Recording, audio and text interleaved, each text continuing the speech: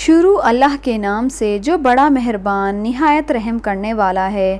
عزیز دوستو، حضور صلی اللہ علیہ وآلہ وسلم نے ہجرت مدینہ کے بعد ایک ہی حج کیا جو حضور اکرم صلی اللہ علیہ وآلہ وسلم نے فتح مکہ کے بعد ادا فرمایا۔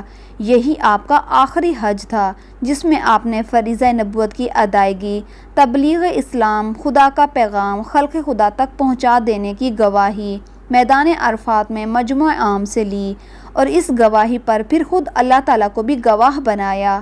اس طرح دعوت اسلامی کو اٹھانے، انسانوں کی تعلیم و تنظیم اور تربیت تزکیہ کیا، پھر ایک عظیم الشان صالح گروہ کے جہاد کی مدد سے اسلامی نظام کا کامل نمونہ پیش کر دینے کا کارنامہ سر انجام دیا۔ حضور صلی اللہ علیہ وآلہ وسلم پوری امت اور امت کے واسطے سے پوری انسانیت کے لیے اسوہ ہیں۔ حج کے بارے میں آپ کے اسوہ حسنہ کا بیان ہمارے پیارے صحابی حضرت جابر رضی اللہ تعالیٰ عنہ پیش فرماتے ہیں۔ جب وہ بہت بوڑھے ہو گئے تو حضرت حسین رضی اللہ تعالیٰ عنہ کے پوتے امام باقر آپ کی خدمت میں حاضر ہوئے اور ان سے حضور صلی اللہ علیہ وآلہ وسلم کی حج کی بابت پوچھا۔ حضرت جابر نے ہاتھ کے اشارے سے 9 تک گنتی کر کے فرمایا کہ بیٹا، واقعہ کچھ یوں ہے کہ رسول صلی اللہ علیہ وآلہ وسلم مدینے میں آ کر رہے تو 9 سال تک آپ نے کوئی حج ادا نہیں کیا۔ پھر ہجرت کے 10ویں سال آپ نے عام اعلان کروا دیا، اس سال آپ حج کے لیے تشریف لے گئے۔ یہ اعلان پاتے ہی بہت بڑی تعداد میں لوگ مدینے میں جمع ہونے لگے۔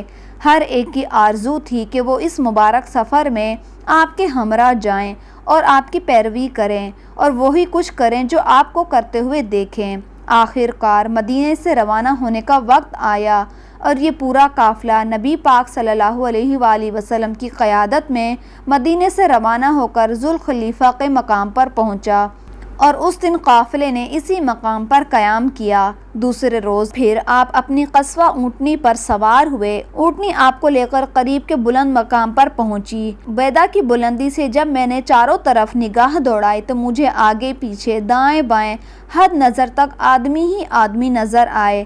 کچھ سوار تھے، کچھ پیدل۔ خدا کے رسول صلی اللہ علیہ وآلہ وسلم ہمارے درمیان میں تھے اور آپ پر قرآن نازل ہوتا تھا اور آپ قرآن کے مفہوم اور مطلب کو خوب سمجھتے تھے، لہٰذا حکم خداوندی کے تحت آپ جو کچھ بھی کرتے تھے ہم لوگ بھی وہی کرتے تھے۔ یہاں پہنچ کر آپ نے بلند آواز میں توحید کا تلبیہ پڑھا، لبیک اللہم لبیک، لبیک لا شریک لک لبیک، ان الحمد والنعمت لک الملک لا شریک لک۔ آپ صلی اللہ علیہ وآلہ وسلم نے بھی اپنا تلبیہ برابر پڑھتے رہے اور حضرت جابر رضی اللہ تعالیٰ عنہ فرماتے ہیں کہ ہم بھی بلند آواز سے آپ کے ساتھ تلبیہ پڑھتے رہے۔ حضرت جابر فرماتے ہیں کہ دراصل سفر میں ہماری نیت صرف حج ادا کرنے کی تھی۔ جب ہم سب لوگ نبی پاک صلی اللہ علیہ وآلہ وسلم کی معیت میں بیت اللہ پہنچے تو نبی پاک صلی اللہ علیہ وآلہ وسلم نے سب سے پہلے حجر اسود کا استلام کیا، پھر طواف شروع کیا۔ پہلے 3 چکروں میں آپ نے رمل فرمایا، پھر 4 چکروں میں معمولی رفتار سے چلے، پھر آپ مقام ابراہیم پر آئے اور یہ آیت تلاوت فرمائی، اور مقام ابراہیم کو اپنے لیے عبادت گاہ قرار دے دو۔ پھر آپ اس طرح کھڑے ہوئے کہ مقام ابراہیم آپ کے اور بیت اللہ کے درمیان تھا، اور آپ نے 2 رکعت نماز ادا فرمائی، اور 2 رکعتوں میں آپ نے سورہ کافرون، سورہ اخلاص ادا فرمائی۔ پھر آپ حجر اسود کے پاس لوٹ کر آئے، حجر اسود کا استلام کیا، پھر ایک دروازے سے صفا کی طرف چلے۔ جب صفا کے بالکل قریب پہنچے تو آپ نے یہ آیت پڑھی، بلا شبہ صفا اور مروہ اللہ کے شعائر میں سے ہیں، اور فرمایا کہ میں صفا سے اپنی صحیح شروع کرتا ہوں، جس طرح اللہ تعالیٰ نے اس آیت میں اس کا ذکر شروع کیا ہے۔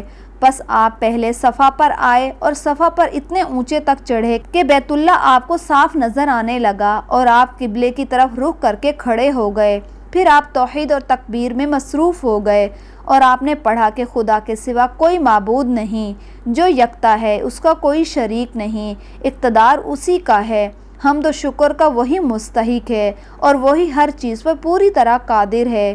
اللہ کے سوا کوئی عبادت کے لائق نہیں، وہ یکتا ہے، اور اس نے اپنا وعدہ پورا کر دکھایا اور اپنے بندے کی مدد کی، اور اس نے تنہا تمام کافروں کے گروہوں کو شکست دے دی۔ 3 بار آپ نے یہ کلمات دہرائے اور ان کے درمیان دعا مانگی، پھر آپ صفا سے نیچے آئے اور مروہ کی طرف چلے، اور مروہ پر بھی وہی کچھ کیا جو صفا پر کیا تھا، یہاں تک کہ آپ آخری چکر پورا کر کے مروہ پر پہنچے تو پھر آپ نے اپنے رفقا سے خطاب فرمایا۔ آپ اوپر مروہ پر تھے اور ساتھ ہی نیچے نشیب میں تھے۔ آپ نے فرمایا اگر مجھے اس بات کا احساس ہو جاتا جس کا احساس بعد میں ہوا تو میں خود ہی کا جانور ساتھ نہ لاتا اور اس طواف اور سعی کو عمرے کی صحیح اور طواف قرار دے کر اس کو عمرہ بنا لیتا اور احرام کھول دیتا۔ البتہ تم میں سے جو لوگ خودی کا جانور ساتھ نہیں لائے وہ اس طرح پر سعی کو عمرے کا طواف قرار دے سکتے ہیں اور اس کے بعد حلال ہو سکتے ہیں۔ یہ سن کر سراقہ ابن مالک کھڑے ہوئے اور پوچھا یا رسول اللہ، یہ حکم اسی سال کے لیے ہے یا ہمیشہ کے لیے ہے؟ اہل مکہ کے نزدیک حج کے مہینے میں مستقل طور پر عمرہ کرنا سخت گناہ کی بات تھی۔ اب جو سراقہ ابن مالک نے دیکھا کہ ایام حج میں اس طواف اور سعی کو مستقل عمرہ قرار دیا جا رہا ہے تو انہوں نے سوال کیا کیا ایسا حکم ہمیشہ کے لیے ہے یا حکم خاص ہے؟ آپ صلی اللہ علیہ وآلہ وسلم نے ایک ہاتھ کی انگلیاں دوسرے ہاتھ کی انگلیوں میں اچھی طرح ڈالیں اور فرمایا عمرہ حج میں اسی طرح داخل ہو گیا ہے، یعنی ایام حج میں عمرہ کرنا اور حج کے ساتھ ایک ہی سفر میں عمرہ کرنا بالکل درست ہے، اور اس کو غلط سمجھنا اور گناہ قرار دینا سراسر غلط ہے۔ یہ حکم ہمیشہ کے لیے ہے، صرف اسی سال کے لیے نہیں ہے۔ حضرت جابر اپنا بیان جاری رکھتے ہوئے فرماتے ہیں کہ حضرت علی رضی اللہ تعالیٰ عنہ یمن سے رسول صلی اللہ علیہ وآلہ وسلم کے لیے مزید قربانی کے جانور لے کر مکہ معظمہ پہنچے۔ انہوں نے اپنی بیوی فاطمہ الزہرا کو دیکھا کہ وہ احرام ختم کر کے حلال ہو چکی ہیں اور سرما بھی لگایا ہوا ہے۔ حضرت علی رضی اللہ تعالیٰ عنہ کو یہ بات کچھ غیر مناسب معلوم ہوئی اور ناگواری کا اظہار کیا تو حضرت فاطمہ نے جواب دیا کہ مجھے ابا جان نے اس کا حکم دیا تھا، یعنی کہ میں رسول صلی اللہ علیہ وآلہ وسلم کے حکم سے احرام ختم کیا ہے۔ رسول صلی اللہ علیہ وآلہ وسلم نے حضرت علی رضی اللہ تعالیٰ عنہ کی طرف متوجہ ہو کر پوچھا اے علی، جب تم نے احرام باندھا اور تلبیہ شروع کیا تو تم نے کیا نیت کی تھی؟ تو حضرت علی رضی اللہ تعالیٰ عنہ نے فرمایا یا رسول اللہ صلی اللہ علیہ وآلہ وسلم، میں نے جب احرام باندھا تو میں نے یہ نیت کی تھی کہ میں بھی اسی چیز کا احرام باندھتا ہوں جس کا احرام تیرے رسول نے باندھا ہے۔ رسول صلی اللہ علیہ وآلہ وسلم نے ان سے کہا کہ میں نے تو چونکہ اپنے ساتھ خودی کا جانور لے کر آیا ہوں اس لیے میرے لیے احرام کھولنے کی گنجائش نہیں، اور تم نے بھی وہی نیت کی ہے جو میری ہے، لہٰذا تمہارے لیے بھی احرام کھول کر حلال ہونے کی گنجائش نہیں ہے۔ حضرت جابر رضی اللہ تعالیٰ عنہ کہتے ہیں کہ خودی کے اونٹ جو حضرت علی رضی اللہ تعالیٰ عنہ یمن سے لے کر آئے تھے اور خود رسول صلی اللہ علیہ وآلہ وسلم جو اپنے ہمراہ لائے تھے، یہ سب سوت ہے۔ سارے صحابہ کرام رسول صلی اللہ علیہ وآلہ وسلم کی ہدایت کے مطابق احرام کھول دینے اور بال کٹوا کر حلال ہو گئے، البتہ نبی پاک صلی اللہ علیہ وآلہ وسلم اور وہ صحابہ جو خودی کا جانور ساتھ لائے تھے احرام باندھے رہے۔ پھر جب یوم ترابیہ آیا یعنی کہ ذوالحجہ کی 8 تاریخ ہوئی تو سارے لوگ مینا کی طرف روانہ ہوئے اور لوگوں نے بھی حج کا احرام باندھا جو عمرہ کر کے احرام ختم کر چکے تھے، اور نبی پاک صلی اللہ علیہ وآلہ وسلم اپنی اونٹنی قصوہ پر سوار ہو کر مینا کو روانہ ہوئے۔ وہاں پر آپ نے ظہر، عصر، مغرب، عشاء اور فجر کی 5 نمازیں ادا فرمائیں۔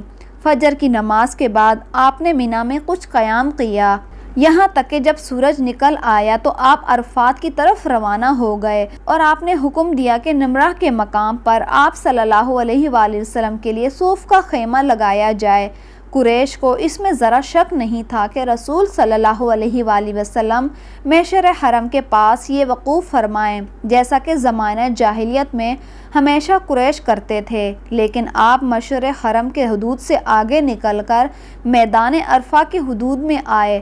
آپ نے حکم دیا تھا کہ نمرہ کے مقام پر آپ صلی اللہ علیہ وآلہ وسلم کے لیے خیمہ نصب کیا جائے، چنانچہ خیمہ نصب کر دیا گیا اور آپ نے اسی خیمے میں قیام فرمایا۔ پھر جب سورج ڈھلنے لگا تو آپ نے حکم دیا کہ آپ صلی اللہ علیہ وآلہ وسلم کی اونٹنی قصوہ پر کجاوا کس دیا جائے۔ چنانچہ اونٹنی پر کجاوا کس دیا گیا۔ آپ اپنی اونٹنی پر سوار ہوئے اور وادی عرفہ کی نشیب میں پہنچے۔ وہاں پر آپ نے اپنی اونٹنی پر سے سوار ہو کر لوگوں سے خطاب کیا، لوگوں، ناحق کسی کا خون نہ بہانا اور ناورا طریقے سے کسی کا مال مت لینا تمہارے لیے حرام ہے، بالکل اسی طرح حرام ہے جس طرح آج کے دن اس مہینے اور اس شہر میں تمہارے لیے حرام ہے۔ خوب سمجھ لو کہ دور جاہلیت کی ساری چیزیں میرے دونوں قدموں کے نیچے رون دی گئی ہیں اور زمانے جاہلیت کا خون معاف ہے۔ سب سے پہلے میں اپنے خاندان کا خون یعنی ربیعہ حارث بن عبد المطلب کے فرزند کا خون معاف کرتا ہوں، جو بنی سعد کے قبیلے میں دودھ پینے کے لیے رہا کرتے تھے اور ان کو قبیلہ خزرج کے لوگوں نے قتل کر ڈالا تھا، اور دورہ جاہلیت کے سارے سودی مطالبات سب معاف ہیں۔ اس سلسلے میں سب سے پہلے اپنے چچا عباس بن عبد المطلب کے سودی مطالبات کو ختم کرنے کا اعلان کرتا ہوں۔ آج سے ان کے سارے سودی مطالبات ختم ہیں۔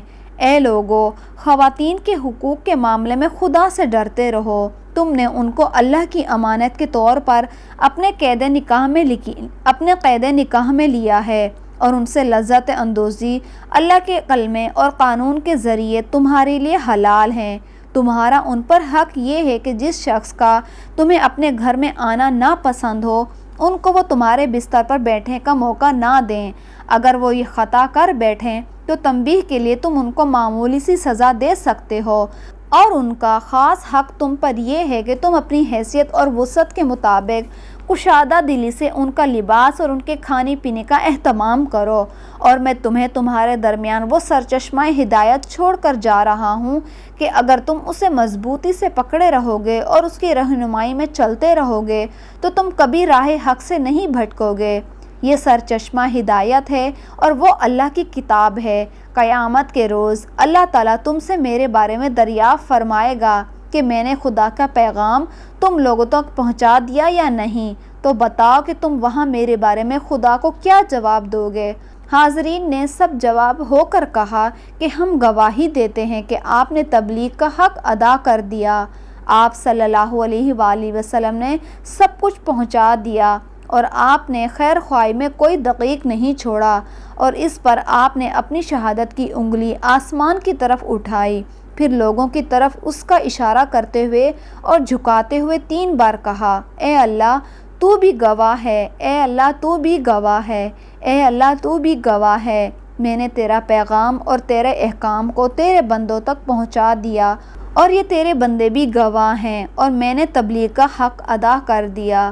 اللہ تعالیٰ سے دعا ہے کہ اللہ تعالیٰ ہمیں حضور صلی اللہ علیہ وآلہ وسلم کے احکامات پر چلنے کی توفیق عطا فرمائے، اور اللہ تعالیٰ سے یہ دعا ہے کہ اللہ تعالیٰ ہمیں اللہ تعالیٰ کی کتاب پر عمل کرنے والا بنائے۔ امید ہے کہ آپ کو ویڈیو پسند آئی ہوگی۔ پسند آنے کی صورت میں ویڈیو کو لائک، چینل کو سبسکرائب کریں۔